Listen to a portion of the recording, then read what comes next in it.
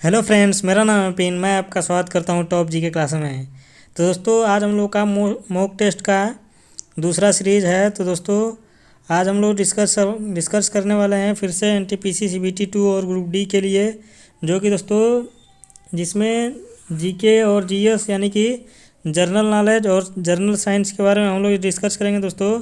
क्योंकि दोस्तों जो ग्रुप डी में है वो 25 नंबर की साइंस आती है। तो दोस्तों इसमें हम लोग अलग से 25 नंबर की साइंस को कवर करने वाले हैं, और एनटीपीसी सीबीटी 2 के लिए जनरल नॉलेज और जनरल साइंस इसमें दोनों पूछा जाता है। तो दोस्तों इस सीरीज़ में हम लोग दोनों प्रकार के क्वेश्चन को करने वाले हैं, और दोस्तों इसमें हम लोग 45 प्लस क्वेश्चन को डिस्कस करेंगे। और दोस्तों वीडियो में आगे बढ़ने से पहले मैं आपको बता दूं कि यदि आप इस वीडियो का पीडीएफ लेना चाहते हैं तो दोस्तों मैं इसका डिस्क्रिप्शन में लिंक दे दूंगा, आप लोग वहां से जाके डाउनलोड कर लीजिएगा दोस्तों।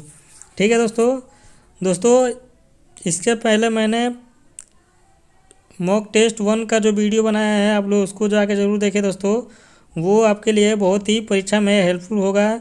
तो आप लोग दोस्तों हमारे साथ जुड़ के अपने तैयारी को मजबूत कर सकते हैं और परीक्षा में अपना अच्छा से अच्छा स्कोर करके अपना सिलेक्शन ले सकते हैं। ठीक है दोस्तों, चलिए दोस्तों इस वीडियो में आगे बढ़ते हैं। तो मोटिवेशन कोट है दोस्तों, सही करने की हिम्मत उसी में आती है जो गलती करने से नहीं डरते हैं दोस्तों। तो आप लोग दोस्तों किसी क्वेश्चन को करने से पहले हिम्मत मत हार जाइए कि ये हमको आती नहीं है, ये हमको आती नहीं है तो मेरा सिलेक्शन कैसे होगा। दोस्तों पहले आप इसको करिए तो सही। मान लीजिए क्वेश्चन आपका गलत हो गया तो मैं उसको बताऊंगा, और फिर से जब दोबारा आपके सामने वो क्वेश्चन आएगा तो फिर से वो गलत नहीं होगा। तो दोस्तों आप लोग हमारे साथ डेली इसी प्रकार जुड़कर अपने तैयारी को मजबूत करते रहिए और परीक्षा की खोपड़ी में छेद करिए दोस्तों। ठीक है दोस्तों, तो इसी मोटिवेशन कोट के साथ आगे बढ़ते हैं। दोस्तों आप मान लीजिए आप अभी तक पढ़े नहीं हैं, लेकिन अगर आज से भी आप पढ़ना स्टार्ट करते हैं दोस्तों तो आपके पास 69 डे अभी बचा है दोस्तों। आप लोग दोस्तों अगर अभी से अपनी तैयारी को पूरा करते हैं तो दोस्तों एग्ज़ाम आते आते आपकी पूरी तैयारी हो जाएगी और आपको पता भी नहीं चलेगा, और आपका सिलेक्शन भी निश्चित हो जाएगा दोस्तों। लेकिन उसके लिए आपको डेली मेहनत करनी पड़ेगी दोस्तों। डेली आपको मेरे साथ समय देना पड़ेगा। तो चलिए दोस्तों आगे बढ़ते हैं क्वेश्चन की तरफ। दोस्तों वीडियो में आगे बढ़ने से पहले यदि आप हमारे चैनल पर नए हैं तो सब्सक्राइब कर लें दोस्तों, और यदि हमारी वीडियो आपको पसंद आए तो लाइक करते हुए चलिएगा दोस्तों। चलिए दोस्तों पहले क्वेश्चन की तरफ आगे बढ़ते हैं। पहला क्वेश्चन है अपना, डॉट के कारण फर्श पर लुढ़कने वाली गेंद धीरे धीरे धीमी हो जाती है और अंत में रुक जाती है। तो दोस्तों आप लोग बताएंगे कि किसके कारण जो है वो फर्श पे जो लुढ़कने वाली गेंद होती है वो धीरे धीरे धीमी हो जाती है। तो दोस्तों इसका जो राइट आंसर है वो है ऑप्शन नंबर ए, घर्षण। जो है घर्षण के कारण जो है वो गेंद क्या होती है, लुढ़कते रहती है, लेकिन दोस्तों वो घर्षण के कारण एक जगह पे जाके रुक जाती है। तो उसका क्या कारण होता है दोस्तों, घर्षण। तो इसका राइट आंसर हो जाएगा ऑप्शन नंबर ए, बिल्कुल सही हो जाएगा। चलिए दोस्तों नेक्स्ट क्वेश्चन की ओर आगे बढ़ते हैं। नेक्स्ट क्वेश्चन है अपना, डैश लोहे में कार्बन और क्रोमियम, निकिल और मैग्नीज जैसी धातुओं को मिलाकर बनाया जाता है। तो वो क्या बनता है दोस्तों, आपको ये बताना है। इस क्वेश्चन ये पूछ रहा है कि जब हम लोहे में क्रोमियम और निकिल और तथा मैग्नीज जैसी धातुओं को मिलाते हैं तो क्या निर्माण होता है। तो उसका जो राइट आंसर हो जाएगा, उसके मिलाने से स्टेनलेस स्टील का निर्माण होता है। तो इसलिए इसका right answer option number B हो जाएगा दोस्तों, बिल्कुल सही आंसर। चलिए दोस्तों नेक्स्ट क्वेश्चन की आगे बढ़ते हैं। और दोस्तों आप लोग क्वेश्चन का आंसर कमेंट बॉक्स में करते जाइएगा, ताकि इससे पता चले कि हाँ आपका कितना स्कोर रहा, और लास्ट तक इस वीडियो के बने रहिएगा दोस्तों, और आप बताइएगा कि आपका कितना में से कितना आपका सही हुआ। ठीक है दोस्तों, चलिए दोस्तों क्वेश्चन है, समतल दर्पण द्वारा बनने वाला प्रतिबिंब डैश होता है। आप इसको बताएंगे दोस्तों। तो दोस्तों ध्यान रहेंगे, जो समतल दर्पण द्वारा बनने वाला प्रतिबिंब कैसा होता है, तो वो होता है दोस्तों पार्श्व परिवर्तन होता है। तो इसका जो राइट आंसर हो जाएगा ऑप्शन नंबर सी, बिल्कुल सही हो जाएगा दोस्तों। चलिए दोस्तों नेक्स्ट क्वेश्चन की ओर आगे बढ़ते हैं। क्लोरोफाइसी के सदस्यों को प्रायः शैवाल कहते हैं। तो कौन सा शैवाल कहते हैं दोस्तों? जो क्लोरोफाइसी के सदस्य होते हैं वो कौन से शैवाल होते हैं, आपको ये बताना है। तो ध्यान रखेंगे दोस्तों, इसका जो राइट आंसर हो जाएगा ऑप्शन नंबर ए, हरा होता है। दोस्तों इसको इस तरह याद कर सकते हैं, तो दोस्तों आपने क्लोरोफिल का नाम सुना होगा। क्लोरोफिल के कारण ही पौधों के जो रंग होते हैं पत्तियों के, वो कैसा होता है दोस्तों? हरा होता है। तो दोस्तों आप लोग इससे रिलेट करके याद कर सकते हैं। आगे क्लोरो जुड़ा हुआ है ना दोस्तों, तो वो क्या होगा, उसी जो क्लोरोफाइसी के जो शैवाल होते हैं वो कैसे होते हैं दोस्तों? तो वो हरे कलर के होते हैं। इस तरह आप इसको रिलेट करके याद कर सकते हैं। नेक्स्ट क्वेश्चन की ओर आगे बढ़ते हैं दोस्तों। नेक्स्ट क्वेश्चन है, कंडरा निम्न में से किसे जोड़ती है? तो ऑप्शन नंबर ए है दोस्तों, पेशी से अस्थि को, अस्थि से अस्थि को, और पेशी से पेशी को, और इनमें से कोई नहीं। तो दोस्तों इसका जो राइट आंसर हो जाएगा ऑप्शन नंबर ए, पेशी से अस्थि को जोड़ती है। दोस्तों कंडरा को इंग्लिश में क्या कहते हैं? टेंडन कहते हैं। टेंडन का आप नाम सुने होंगे दोस्तों। कंडरा को इंग्लिश में टेंडन कहते हैं। तो दोस्तों टेंडन किससे जोड़ को कहते हैं? तो जो टेंडन होता है वो मांसपेशियों से हड्डियों के जोड़ को टेंडनम कहते हैं। तो ये आप लोग ध्यान रखेंगे दोस्तों। और एक और पूछा जाता है दोस्तों, लीगामेंट। तो दोस्तों ध्यान रहेंगे, जो लीगामेंट होता है वो किससे जोड़ को कहते हैं? तो वो दोस्तों ध्यान रहेंगे, अस्थियों से अस्थियों के जोड़ को कहा जाता है। यानी कि हड्डी से हड्डी के जोड़ को क्या कहा जाता है दोस्तों? तो लीगामेंट हड्डी से हड्डी के जोड़ को कहा जाता है। और पेशी से अस्थि के जोड़ को टेंडनम कहा जाता है। और इसी का हिंदी में क्या है नाम है? कंडरा नाम है दोस्तों। तो ये भी आप लोग ध्यान रखेंगे दोस्तों। चलिए दोस्तों नेक्स्ट क्वेश्चन की ओर आगे बढ़ते हैं। नेक्स्ट क्वेश्चन है अपना, इलेक्ट्रॉन की खोज किसने किया था? इसका आंसर आप लोग देंगे दोस्तों। बहुत ही आसान सा क्वेश्चन है। तो दोस्तों ध्यान रहेंगे, इसका जो राइट आंसर है वो है जे थॉमसन। तो दोस्तों जो इलेक्ट्रॉन की खोज किए थे वो कौन किए थे? जे थॉमसन ने किया था। और दोस्तों इसका एक ट्रिक है इलेक्ट्रॉन की खोज किसने किया था, प्रोटॉन की खोज किसने किया था, और न्यूट्रॉन की खोज किसने किया था? तो एक ट्रिक है, ईंट पर नाच। ईंट पर नाचे। तो दोस्तों ई से बन गया इलेक्ट्रॉन, और टी से बन गया थॉमसन, ट से, और पी से बन गया प्रोटॉन, और र से बन गया रदरफोर्ड। तो दोस्तों प्रोटॉन की खोज किसने किया था? रदरफोर्ड ने किया था। और न से बन गया न्यूट्रॉन, और च से बन गया चैडविक। तो दोस्तों न्यूट्रॉन की खोज चैडविक ने किया था। तो इस ट्रिक के माध्यम से आप इसको याद रख सकते हैं। चलिए दोस्तों नेक्स्ट क्वेश्चन की ओर आगे बढ़ते हैं। नेक्स्ट क्वेश्चन अपना, थैलोफाइटा के अंतर्गत आते हैं। तो आपको बताना है कौन कौन से हैं जो थैलोफाइटा के अंतर्गत आते हैं। तो दोस्तों ध्यान रहेंगे, ये शैवाल, जीवाणु और कवक, ये तीनों ही थैलोफाइटा के अंदर आते हैं। तो इसका जो राइट आंसर हो जाएगा ऑप्शन नंबर डी, बिल्कुल सही हो जाएगा। नेक्स्ट क्वेश्चन की ओर आगे बढ़ते हैं दोस्तों। नेक्स्ट क्वेश्चन है अपना, अवतल दर्पण द्वारा पर्दे पर बनने वाला प्रतिबिंब को क्या कहा जाता है? तो इसका आंसर आप लोग बताएंगे दोस्तों। तो दोस्तों ध्यान रहेंगे, अवतल दर्पण द्वारा पर्दे बनने वाला प्रतिबिंब को कैसा होता है? तो वो दोस्तों वास्तविक प्रतिबिंब होता है जो अवतल दर्पण द्वारा बनता है। तो ये आप लोग ध्यान रखेंगे। नेक्स्ट क्वेश्चन की ओर आगे बढ़ते हैं दोस्तों। नेक्स्ट क्वेश्चन है, कैंसर के ऊतकों की जांच के लिए डैश की जाती है। तो दोस्तों आप लोग बताएंगे जो कैंसर के ऊतकों की किससे जांच की जाती है, उस विधि को क्या कहते हैं दोस्तों? तो वो है दोस्तों, इसका जो राइट आंसर हो जाएगा बायोप्सी। दोस्तों ध्यान रहेंगे, कैंसर के ऊतकों की जांच के लिए बायोप्सी की जाती है। और दोस्तों ये भी ध्यान रखेंगे कि कैंसर की जांच के लिए जो प्रयोग होता है दोस्तों, वो कोबाल्ट-60 का प्रयोग किया जाता है। तो ये भी क्वेश्चन में, ये भी परीक्षा में कई बार पूछा जा चुका है कि कैंसर का जो इलाज होता है उसकी जांच के लिए किसका प्रयोग किया जाता है? तो दोस्तों ध्यान रहेंगे, कोबाल्ट-60 का प्रयोग किया जाता है। ठीक है दोस्तों, नेक्स्ट क्वेश्चन की ओर आगे बढ़ते हैं। नेक्स्ट क्वेश्चन है अपना दोस्तों, निम्नलिखित में से किस फाइलम को चपटा कृमि भी कहा जाता है? इसका आंसर आप लोग को बताना है दोस्तों कमेंट बॉक्स में। तो दोस्तों इसका जो राइट आंसर हो जाएगा ऑप्शन नंबर डी, प्लेटीहेल्मिन्थीज को चपटा कृमि फाइलम में रखा गया है। तो ये आप जो प्लेटीहेल्मिन्थीज का जो दूसरा नाम है दोस्तों, वो चपटा कृमि इसे कहा जाता है। तो इसलिए इसका जो राइट आंसर हो जाएगा ऑप्शन नंबर डी बिल्कुल सही हो जाएगा। नेक्स्ट प्रश्न की ओर आगे बढ़ते हैं दोस्तों। इनमें से कौन सा मोलस्का संघ एकमात्र उदाहरण है? तो मोलस्का संघ का जो उदाहरण है उसको आपको बताना है दोस्तों। तो दोस्तों इसका जो राइट आंसर हो जाएगा ऑप्शन नंबर डी ऑक्टोपस जो है दोस्तों, ये मोलस्का संघ का उदाहरण है। और एक ये है दोस्तों, और एक और है मोलस्का संघ का उदाहरण स्नेल, यानी कि दोस्तों घेंगा। आपने नाम सुना होगा घेंगा को, आप तो जानते होंगे दोस्तों। वो जो है स्नेल और ऑक्टोपस जो हैं वो मोलस्का संघ से बिलोंग करते हैं। नेक्स्ट प्रश्न की ओर आगे बढ़ते हैं दोस्तों। नेक्स्ट प्रश्न है स्क्लेरोकाइमा कोशिका के बने होते हैं। यह प्रायः प्राथमिक फ्लोएम में पाए जाते हैं, लेकिन ये द्वितीय फ्लोएम में रहते हैं। तो आपको बताना है कि जो द्वितीय फ्लोएम में रहते हैं वो कौन से रहते हैं।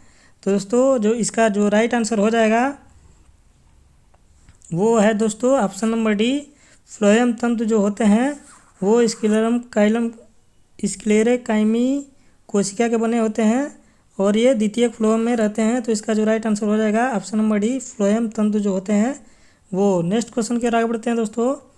अति शीतलन या सुपर कूलिंग किसी द्रव्य को डैश शीतल करता है।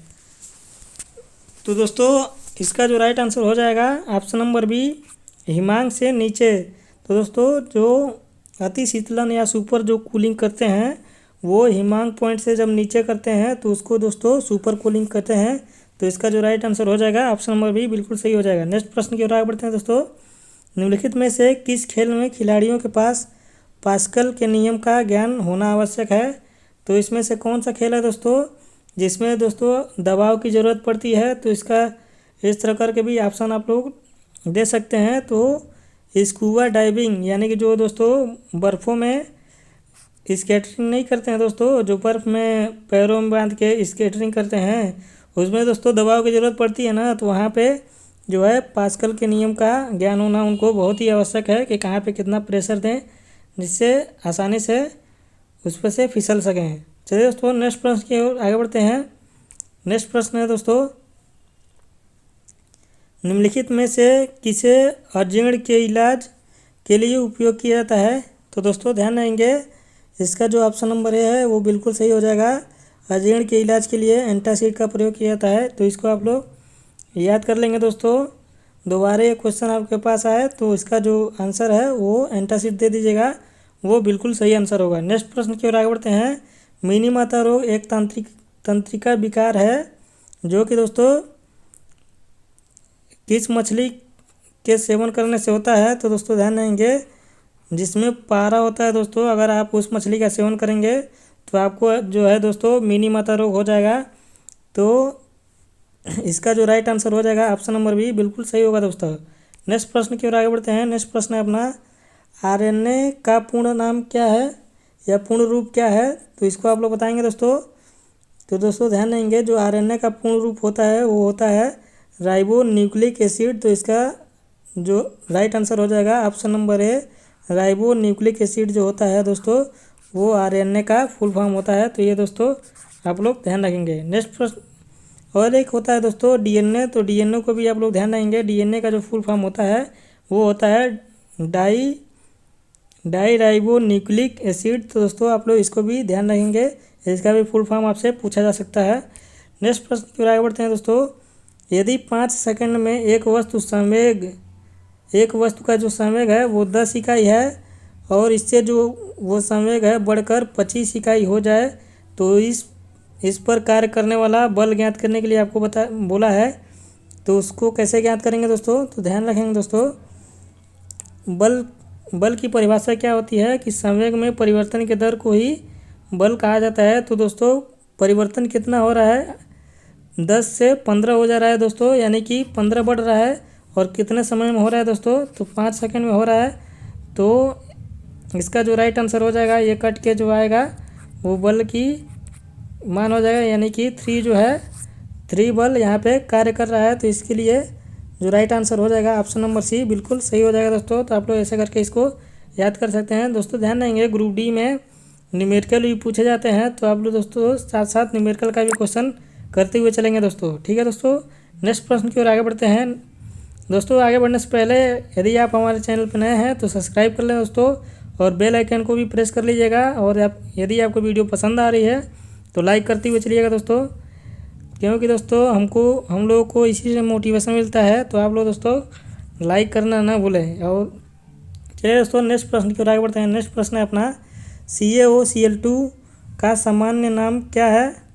तो दोस्तों आप लोग बताएंगे जो CaOCl2 है इसको सामान्य नाम से कैसे जानते हैं, किस नाम से। तो दोस्तों ध्यान देंगे, यह जो फार्मूला है वो ब्लीचिंग पाउडर का फार्मूला है। तो इसका जो राइट आंसर हो जाएगा ऑप्शन नंबर सी बिल्कुल सही होगा।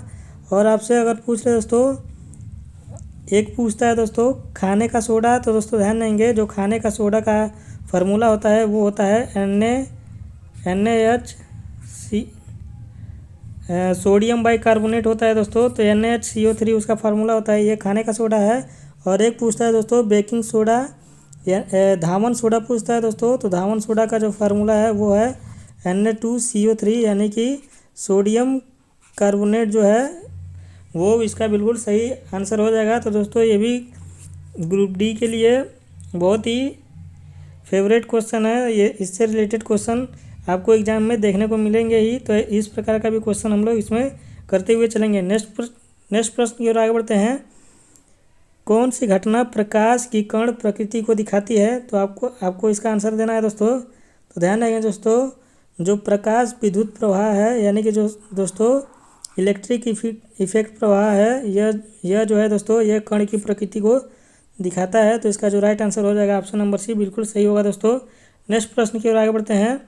निम्नलिखित में से कौन सी बीमारी मादा एनोफ्लीज मच्छर के कारण होता है। तो दोस्तों ध्यान देंगे, जो मादा एनोफ्लीज मच्छर के काटने से कौन सी बीमारी होती है दोस्तों, तो इसका जो राइट आंसर हो जाएगा ऑप्शन नंबर बी बिल्कुल सही हो जाएगा दोस्तों। मादा एनोफ्लीज मच्छर के काटने से मलेरिया रोग होता है, इसको तो आप लोग सभी जानते हैं। और जो मलेरिया रोग होता है दोस्तों, उससे शरीर का कौन सा भाग प्रभावित होता है, तो उससे जो है दोस्तों मलेरिया में RBC हम लोग की प्रभावित होती है। तो इसको भी आप लोग याद रखेंगे दोस्तों कि मलेरिया रोग में शरीर का कौन सा अंग प्रभावित होता है, ऐसे करके क्वेश्चन पूछा जा सकता है। तो उसका जो राइट आंसर हो जाएगा वो RBC हो जाएगा, यानी कि रेड ब्लड सेल। चलिए दोस्तों नेक्स्ट प्रश्न की ओर आगे बढ़ते हैं। पौधों का कौन सा भाग केसर देता है। तो दोस्तों ध्यान देंगे, इसका जो राइट आंसर हो जाएगा, जो पौधों से हमें केसर प्राप्त होता है दोस्तों वो रंध्र या स्टिग्मा से प्राप्त होता है। तो इसका right answer option number D हो जाएगा दोस्तों। नेक्स्ट प्रश्न है दोस्तों अपना, निम्नलिखित में से कौन पौधे की जड़ों से उसकी पत्तियों तक जल पहुंचाता है। तो आपको इसका आंसर बताना है दोस्तों। तो दोस्तों ध्यान देंगे, इसका जो राइट आंसर हो जाएगा ऑप्शन नंबर ए, जो नीचे जड़ से जो पौधों में दोस्तों पानी को पहुंचाता है वो कौन होता है दोस्तों, तो जाइलम जो होता है दोस्तों वो जड़ों से पानी को और खनिज पदार्थों को पत्तियों तक पहुंचाने का जो काम होता है वो होता है जाइलम का। और फ्लोएम का जो है कार्य क्या होता है कि यह खनिज पदार्थों और मिनरल्स को पूरे पेड़ पौधों के भाग तक पहुंचाता है। तो ये भी आप लोग ध्यान रखेंगे दोस्तों। नेक्स्ट प्रश्न की ओर आगे बढ़ते हैं। नेक्स्ट प्रश्न अपना, निम्नलिखित में से कौन एक सदिश मात्रा नहीं है। तो दोस्तों आपको इसमें से कौन सी एक सदिश राशि नहीं है उसको ट्रिक करना है दोस्तों। तो दोस्तों इसका जो राइट आंसर हो जाएगा, जो गति है वो सदिश राशि नहीं है, बाकी दोस्तों ये सभी सदिश राशि हैं। तो इसका जो राइट आंसर हो जाएगा ऑप्शन नंबर डी बिल्कुल सही हो जाएगा। नेक्स्ट प्रश्न है दोस्तों अपना, निम्नलिखित में से कौन सी धातु अपने चिन्ह से दर्शाया गया है, यानी कि दोस्तों उसका सिंबल दर्शाया गया है। आपको सिंबल से बताना है कि कौन सी धातु है जो बल्ब का तंतु या फिलामेंट बनाने में उपयोग किया जाता है। तो दोस्तों सबको पता होगा, कई लोगों को पता होगा दोस्तों कि जो बल्ब का तंतु बना होता है वो किससे बना होता है दोस्तों, तो वो बना होता है टंगस्टन का। ठीक है दोस्तों, ये तो आप सब लोग को पता होगा। लेकिन इसका जो सिंबल होता है दोस्तों पीरियोडिक टेबल में, उससे किससे दर्शाते हैं, तो W से इसे रिप्रेजेंट करते हैं। तो इसलिए इसका जो राइट आंसर हो जाएगा वो डी बिल्कुल सही हो जाएगा। नेक्स्ट प्रश्न की ओर आगे बढ़ते हैं दोस्तों अब हम जनरल नॉलेज की क्वेश्चन को देखेंगे। इससे पहले हम लोग 25 क्वेश्चन साइंस के डिस्कस कर चुके हैं। चलिए दोस्तों, पहला जनरल नॉलेज में जो पहला क्वेश्चन है वो है कोंकण रेलवे का विस्तार कहाँ से कहाँ तक है। तो दोस्तों ध्यान देंगे, इसका जो राइट आंसर हो जाएगा ऑप्शन नंबर ए, रोहा से मंगलुरु तक, यानी कि दोस्तों महाराष्ट्र से कर्नाटक तक इसका जो है वो विस्तार है। तो आप लोग इसको याद रख सकते हैं दोस्तों, जो कोंकण रेलवे का विस्तार है वो रोहा से मंगलुरु तक है, ये आप ध्यान रखेंगे। नेक्स्ट क्वेश्चन है दोस्तों अपना, मान्यता के अनुसार महाभारत की लड़ाई कुरुक्षेत्र में कितने दिनों तक लड़ी गई थी? तो दोस्तों इसका जो राइट आंसर हो जाएगा 18 दिनों तक दोस्तों कुरुक्षेत्र में महाभारत की लड़ाई लड़ी गई थी, ये आप लोग ध्यान रखेंगे दोस्तों। ये दोस्तों कई बार पेपर में पूछा जा चुका है, ये यूपी SSSC में भी पूछा जा चुका है। तो दोस्तों इसको याद करके जाएंगे, क्योंकि ये ग्रुप डी और या NTPC CBT 2 में पूछा जा सकता है। चलिए दोस्तों नेक्स्ट प्रश्न की ओर आगे बढ़ते हैं। नेक्स्ट प्रश्न है, निम्नलिखित में से पेशवाओं में नाना साहब के रूप में कौन लोकप्रिय था? तो इसका आंसर आप लोग बताना दोस्तों। तो दोस्तों ध्यान देंगे, जो नाना साहब के नाम से जाने जाते हैं वो कौन थे दोस्तों? तो वो बाजीराव थे। तो इसलिए इसका जो राइट आंसर हो जाएगा ऑप्शन नंबर सी, बिल्कुल सही हो जाएगा। नेक्स्ट प्रश्न है दोस्तों अपना, थालघाट दर्रा निम्न में से किस पर्वत श्रेणी में स्थित है? तो दोस्तों इसका जो राइट आंसर हो जाएगा ऑप्शन नंबर सी, पश्चिमी घाट में जो है वो थालघाट दर्रा स्थित है। तो इसलिए इसका जो राइट आंसर हो जाएगा ऑप्शन नंबर सी, बिल्कुल सही होगा। नेक्स्ट प्रश्न है अपना दोस्तों, चौसा की लड़ाई में शेर शाह ने किसको हराया था? Option number A Ibrahim Lodi, B है जहांगीर, सी है मोहम्मद लोदी और डी है हुमायूं। तो दोस्तों ध्यान देंगे, जो चौसा का युद्ध हुआ था वो हुमायूं और शेर शाह के बीच हुआ था। तो शेर शाह ने दोस्तों हुमायूं को हराया था, और जो चौसा का युद्ध हुआ था वो दोस्तों 1539 में हुआ था। तो दोस्तों इसका वर्ष भी याद रखिएगा, ये भी एग्जाम में आपसे पूछा जा सकता है। नेक्स्ट प्रश्न है दोस्तों, योग दर्शन के संस्थापक कौन थे? तो दोस्तों ध्यान देंगे, जो योग दर्शन के संस्थापक थे वो थे दोस्तों पतंजलि। तो दोस्तों ये भी आप लोग ध्यान देंगे, ये पतंजलि जो अभी है इसकी बात नहीं की जा रही है दोस्तों। ये जो मौर्य काल में पतंजलि थे, सॉरी दोस्तों, जो गुप्त काल में पतंजलि थे, जिन्होंने अष्टाध्यायी की रचना की है, उनकी बात की जा रही है। तो दोस्तों ध्यान देंगे, इनको जो है वो योग दर्शन का संस्थापक कहा जाता है। तो इसका जो राइट आंसर हो जाएगा ऑप्शन नंबर बी, बिल्कुल सही होगा। नेक्स्ट प्रश्न है अपना दोस्तों, प्रार्थना समाज के संस्थापक कौन थे? तो दोस्तों इसका जो राइट आंसर हो जाएगा वो हो जाएगा ऑप्शन नंबर बी, जो है वो देवेंद्र नाथ ठाकुर जी जो थे वो प्रार्थना समाज के संस्थापक थे। और दोस्तों राजा राम मोहन यहाँ पे आए हैं, तो दोस्तों राजा राम मोहन भी संस्थापक थे। वो किसके थे दोस्तों? आर्य समाज के संस्थापक। अगर यदि आपसे पूछ ले कि आर्य समाज के संस्थापक कौन थे, तो वो दोस्तों ध्यान देंगे राजा राम मोहन राय थे। इन्होंने एक और संस्था की स्थापना किया था, वो कौन सा है दोस्तों? आत्मीय सभा। यदि दोस्तों आपसे पूछ ले कि आत्मीय सभा के संस्थापक कौन थे, तो वो दोस्तों ध्यान देंगे, वो भी जो इनका राइट आंसर हो जाएगा वो हो जाएगा राजा राम मोहन राय। तो ये भी दोस्तों आप लोग ध्यान देंगे। नेक्स्ट प्रश्न है दोस्तों अपना, पुस्तक माई एक्सपेरिमेंट विद ट्रूथ किसकी है? तो दोस्तों ये जो है ये महात्मा गांधी जी की है। तो दोस्तों इसका जो राइट आंसर हो जाएगा MK, यानी कि मोहनदास करमचंद गांधी, इसका जो है वो राइट आंसर हो जाएगा। तो माई एक्सपेरिमेंट विद ट्रूथ जो है वो महात्मा गांधी की पुस्तक है। चलिए दोस्तों नेक्स्ट प्रश्न की ओर आगे बढ़ते हैं। विश्व का सबसे गहरा महासागर कौन सा है? तो दोस्तों ध्यान देंगे, जो विश्व का सबसे गहरा महासागर है वो है दोस्तों प्रशांत महासागर। इसलिए इसका जो राइट आंसर हो जाएगा ऑप्शन नंबर ए, बिल्कुल सही होगा। और दोस्तों ध्यान देंगे, क्वेश्चन इससे एक और बन जाता है कि जो विश्व का जो सबसे गहरा गर्त या ट्रंच है वो कौन सा है? तो वो दोस्तों ध्यान देंगे मेरियाना ट्रंच है, जो कि दोस्तों प्रशांत महासागर में स्थित है। तो दोस्तों ये भी पूछ लेता है कि मेरियाना ट्रंच किस महासागर में है, तो वो है दोस्तों प्रशांत महासागर में। तो इसको भी आप लोग ध्यान रखेंगे।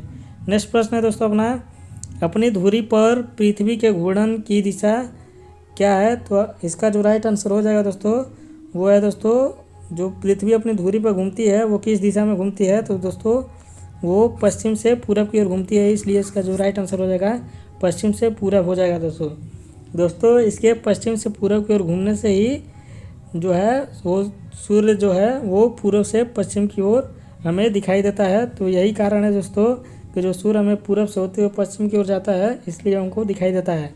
चलिए दोस्तों नेक्स्ट प्रश्न है अपना, वायुमंडल की कौन सी परत बड़े जेट विमानों के लिए आदर्श उड़ान परिस्थितियों की हालात प्रदर्शित करता है। तो दोस्तों ध्यान देंगे जो बड़े बड़े जो जेट विमान होते हैं उसके लिए दोस्तों स्ट्रेटो इसका जो राइट आंसर हो जाएगा दोस्तों वो हो जाएगा स्ट्रेटोस्फीयर। तो दोस्तों ध्यान देंगे जो बड़े बड़े जेट विमान हैं उनके लिए जो उड़ान के लिए आदर्श माना जाता है वो होता है दोस्तों स्ट्रेटोस्फीयर। तो इसको भी आप लोग ध्यान देंगे दोस्तों। नेक्स्ट प्रश्न है अपना, निम्नलिखित राज्य में किसकी सबसे कम जनसंख्या है।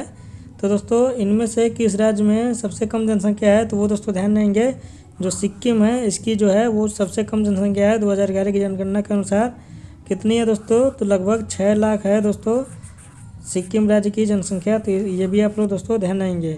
और यदि आपसे पूछ ले दोस्तों, बहुत बार पूछा जा चुका है कि जो जनसंख्या वृद्धि दर जो है वो किस राज्य की सबसे कम है, तो वो दोस्तों ध्यान देंगे नागालैंड राज्य की जो जनसंख्या वृद्धि दर है वो सबसे कम थी 2011 के जनगणना के अनुसार। तो ये भी क्वेश्चन आप लोग ध्यान रखेंगे दोस्तों। नेक्स्ट क्वेश्चन है दोस्तों अपना, दुधवा नेशनल पार्क जो है वो कहाँ स्थित है। तो दोस्तों ध्यान देंगे जो दुधवा नेशनल पार्क है वो उत्तर प्रदेश में स्थित है, इसलिए इसका जो राइट आंसर हो जाएगा ऑप्शन नंबर सी बिल्कुल सही होगा। जिसने भी इसका सी आंसर दिया है उसका आंसर बिल्कुल सही है। नेक्स्ट प्रश्न है दोस्तों अपना, संविधान के लागू होने के समय निम्न आदर्शों में से किसको प्रस्तावना में सम्मिलित नहीं किया गया था।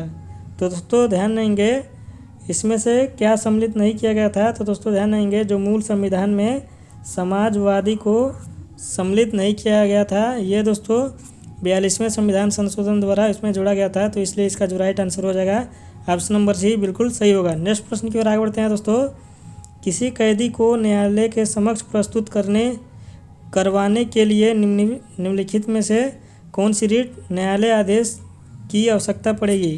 तो दोस्तों ध्यान देंगे जो एक कैदी है उसके लिए कौन सा रीट जारी किया जाता है न्यायालय के समक्ष प्रस्तुत करने के लिए। तो दोस्तों ध्यान देने के लिए उसका जो रीट है वो है बंदी प्रत्यक्षीकरण। तो इसका जो राइट आंसर हो जाएगा ऑप्शन नंबर सी बिल्कुल सही हो जाएगा। दोस्तों आप लोगों ने संविधान में पढ़ा ही होगा कि जो अनुच्छेद आर्टिकल जो 32 है उसके तहत जो है वो सुप्रीम कोर्ट रीट जारी करता है। तो दोस्तों कितने प्रकार की रीट जारी करता है, तो 5 प्रकार की रीट जारी करता है। उसमें से एक जो है वो बंदी प्रत्यक्षीकरण है, जिसमें कहा गया है कि किसी भी जो कैदी है उसको 24 घंटे के अंदर अंदर न्यायालय में पेश किया जाना आवश्यक है।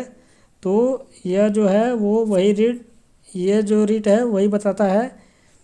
ठीक है दोस्तों, नेक्स्ट प्रश्न की ओर आगे बढ़ते हैं। उम्मीद है आपको समझ में आ रहा होगा दोस्तों। नेक्स्ट प्रश्न है दोस्तों अपना, निम्नलिखित में से कौन साइबर अपराध की श्रेणी में आता है। तो इसका आंसर आप लोग देंगे दोस्तों ध्यान देंगे जो साइबर अपराध की श्रेणी में आता है वो क्रेडिट कार्ड की धोखाधड़ी, ये भी साइबर अपराध में आता है दोस्तों। पहचान की चोरी यानी कि जो आइडेंटिटी है दोस्तों उसकी चोरी करना, ये भी साइबर में आता है। और सूचनाओं यानी कि दोस्तों जो भी आपके पास डाटा है उसका भी चोरी करना जो है वो साइबर क्राइम है। तो दोस्तों इसका जो राइट आंसर हो जाएगा ऑप्शन नंबर डी उपरोक्त सभी जो है इसका राइट आंसर हो जाएगा। नेक्स्ट प्रश्न की ओर आगे बढ़ते हैं दोस्तों, सीआरबी का अर्थ क्या है ये आप लोग बताएंगे दोस्तों। तो दोस्तों ध्यान देंगे जो सीआरबी का अर्थ होता है वो होता है कंट्रोलर रिक्रूटमेंट बोर्ड। तो दोस्तों जो एनटीपीसी है या ग्रुप डी है उसमें दोस्तों आपको एक फुल फॉर्म देखने को मिलेगा ही मिलेगा। तो दोस्तों फुल फॉर्म से रिलेटेड क्वेश्चन आपको इसमें देखने को मिलेंगे, इसलिए मैंने इसको भी इसमें कवर करते हुए चला है। तो दोस्तों ध्यान देंगे जो सीआरबी का अर्थ होता है वो होता है कंट्रोलर रिक्रूटमेंट बोर्ड। ठीक है दोस्तों, नेक्स्ट क्वेश्चन की ओर आगे बढ़ते हैं। नेक्स्ट क्वेश्चन है दोस्तों अपना, भारतीय अर्थव्यवस्था का द्वितीय क्षेत्र किससे संबंधित है। तो दोस्तों ध्यान देंगे जो इंडियन इकोनॉमिक है उसका जो द्वितीय क्षेत्र है वो कौन सा है, तो वो है दोस्तों उद्योग, विनिर्माण और बिजली। तो इसका जो राइट आंसर हो जाएगा दोस्तों ऑप्शन नंबर ए बिल्कुल सही हो जाएगा। नेक्स्ट क्वेश्चन की ओर आगे बढ़ते हैं दोस्तों। नेक्स्ट क्वेश्चन है अपना, विमुद्रीकरण क्या होता है। तो दोस्तों ध्यान रखेंगे मुद्रीकरण होता है वो होता है दोस्तों नोटों की छपाई करना यानी कि नए नोट छापना दोस्तों। और यदि इसके आगे बी लग जाए तो विमुद्रीकरण यानी कि दोस्तों जो पुराने नोट हैं उनको बंद कर देना। तो जो दोस्तों इसका जो राइट आंसर हो जाएगा ऑप्शन नंबर बी बिल्कुल सही हो जाएगा। पुराने नोटों का चलन को बंद कर देना ही विमुद्रीकरण कहलाता है। ठीक है दोस्तों, चलिए दोस्तों आज का जो है वो लास्ट क्वेश्चन देख लेते हैं। लास्ट क्वेश्चन है दोस्तों, मोसाद जो है वो कहाँ का राष्ट्रीय गुप्तचर संस्था है। तो दोस्तों ध्यान देंगे, जो मोसाद है वो इजराइल का जो है वो राष्ट्रीय गुप्तचर संस्था है। तो दोस्तों इसका जो राइट आंसर हो जाएगा ऑप्शन नंबर ए बिल्कुल सही हो जाएगा। दोस्तों यदि आपसे पूछ रहे दोस्तों कि इजराइल के प्राइम मिनिस्टर कौन है, इजराइल के अगर आपसे पूछ ले दोस्तों इजराइल के प्राइम मिनिस्टर कौन है, इसका आंसर आप लोग दोस्तों कमेंट बॉक्स में दीजिएगा। और यदि पूछ ले दोस्तों इजराइल के संसद का नाम क्या है, तो वो है दोस्तों इजराइल के संसद का नाम जो है दोस्तों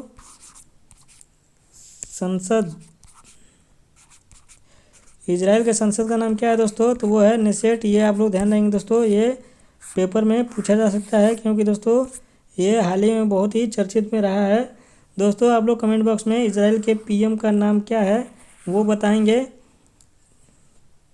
ठीक है दोस्तों, नेक्स्ट देखते हैं दोस्तों नेक्स्ट मोटिवेशन कोट है, अक्सर अकेलेपन से वही गुजरता है जो ज़िंदगी में सही फैसला को नहीं चुनता है। तो दोस्तों ध्यान देंगे, यदि आप किसी एक लक्ष्य को नहीं चुनेंगे तो आप हमेशा अकेले रह जाएंगे, और यदि आप एक लक्ष्य को चुन के आगे बढ़ेंगे तो दोस्तों आपको निश्चय ही सफलता मिलेगी। तो दोस्तों आप लोग बस ये ठान लीजिए कि हाँ हमको इस बार रेलवे में नौकरी ले लेनी है। तो दोस्तों इसी मोटिवेशन कोट के साथ आप लोग नेक्स्ट वीडियो में मिलेंगे दोस्तों हम लोग आपसे। दोस्तों यदि आपको वीडियो पसंद आए तो लाइक करें और अपने दोस्तों के पास ज़्यादा से ज़्यादा शेयर करें, ताकि दोस्तों आपके दोस्तों को भी मदद मिल सके। जो दोस्तों ट्यूशन का या कोचिंग का फीस नहीं दे पाते हैं उनके पास ज़रूर शेयर करें दोस्तों, ये जो भी है वो फ्री में पढ़ाया जा रहा है। तो दोस्तों आप लोग ज़्यादा से ज़्यादा शेयर करें अपने दोस्तों के पास, और यदि आप हमारे चैनल पर नए हैं तो सब्सक्राइब कर लें दोस्तों, और बेल आइकन को दबाना न भूलें ताकि आने वाले वीडियो का जो नोटिफिकेशन है वो आपके पास सबसे पहले पहुंच सके। इसलिए बेल आइकन को ज़रूर प्रेस करें दोस्तों। और ये आपको वीडियो कैसी लगी कमेंट बॉक्स में कमेंट करके ज़रूर बताएं दोस्तों।